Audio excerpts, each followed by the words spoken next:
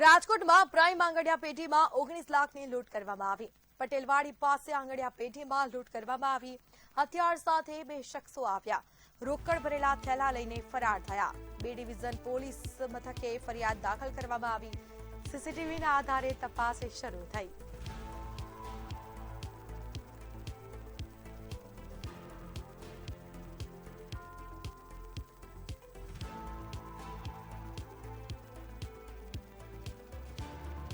સીસીટીવીના આધારે તપાસનો ધમધમાટ શરૂ કરવામાં આવ્યો છે। સમગ્ર મામલે કાર્યવાહી કરવામાં આવશે। પોલીસે આ મામલે તપાસ હાથ ધરી આરોપીઓની શોધખોળ માટે સીસીટીવીની પણ તપાસ કરવામાં આવશે। સમગ્ર મામલે કાર્યવાહી કરવામાં આવી છે। આંગડિયા પેઢીમાં જે લૂંટની ઘટના બની તેને લઈને પોલીસે હાલ ટીમ બનાવી અલગ અલગ દિશાઓમાં તપાસ કરી। ઘટનાના સીસીટીવી સામે આવ્યા છે। રાજકોટમાં કાયદો વ્યવસ્થા ક્યાં નિષ્ફળ ગઈ? લૂંટારુઓ આટલી સરળતાથી કેવી રીતે ઘૂસી આવ્યા? લાખોના રોકડની માહિતી લૂંટારુઓ સુધી પહોંચી કેવી રીતે? શું આ લૂંટમાં કોઈ આંતરિક વ્યક્તિની સંડોવણી છે કે કેમ તે મોટો સવાલ। શહેરમાં વેપારીઓ કેટલા સુરક્ષિત છે? તો મંતવ્ય ન્યૂઝ આ સવાલ કરી રહ્યું છે। આંગડિયા પેઢીઓ માટે સુરક્ષાના નિયમો પૂરતા છે કે નથી? વેપારીઓની સુરક્ષાની જવાબદારી કોણ લેશે? શું રાજકોટમાં ગુનાખોરીનો ગ્રાફ સતત વધી રહ્યો છે?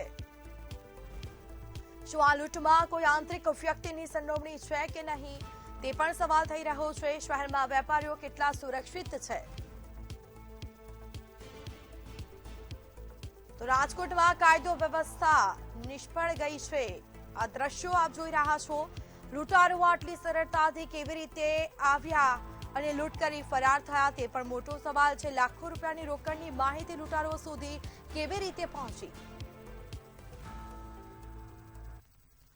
શું આ લૂંટમાં કોઈ આંતરિક વ્યક્તિ છે કે કેમ તે પણ મોટો સવાલ છે। આપણી સાથે સંવાદદાતા ધ્રુવ કુંડેલ ફોન લાઈન પર જોડાયા છે। જી ધ્રુવ, 19 લાખ રૂપિયાની લૂંટ ચલાવી શખ્સો ફરાર થયા, ક્યાંક કાયદા અને વ્યવસ્થાની કામગીરી ઉપર પણ મોટો સવાલ ઉઠી રહ્યો છે। શું છે મામલો?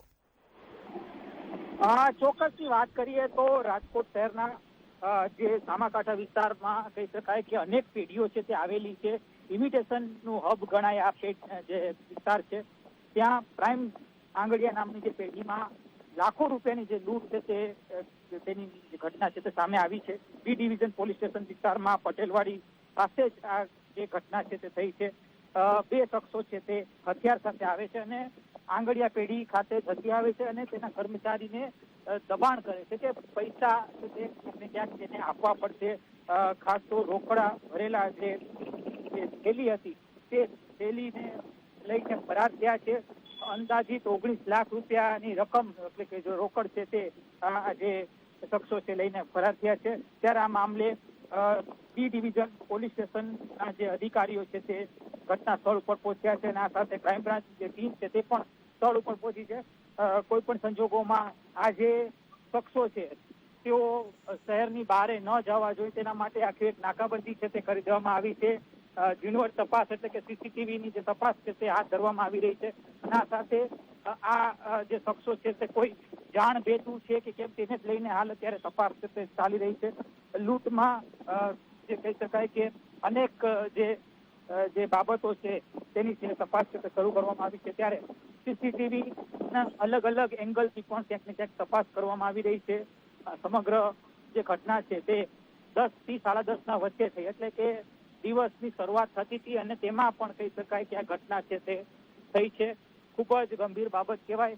પોલીસનો ભય ન રહ્યો હોય, કાયદા વ્યવસ્થાનો ભય ન રહ્યો હોય તે પ્રકારની ઘટના છે તે સામે આવી છે। કારણ કે દિવસની શરૂઆતમાં જ આજે લૂંટની ઘટના બની છે।